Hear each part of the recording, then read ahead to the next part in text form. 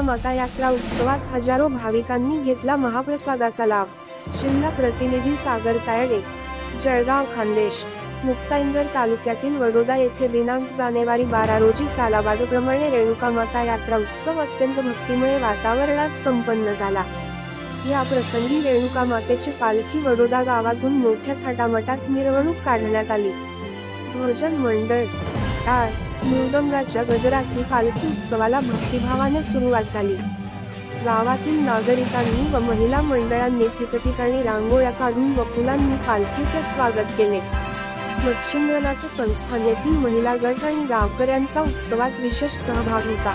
या उत्सवानिमित्त वडोदा गावाचे वातावरण भक्तिमय झाले होते।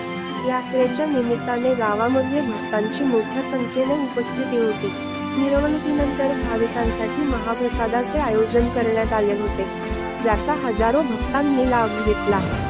रेणुकामाता यात्रा उत्सवाने भाविकांच्या मनात आध्यात्मिक उत्साह निर्माण केला असून हा सोहळा वडोदा गावासाठी भक्तीचा मंगल पर्व ठरला आहे।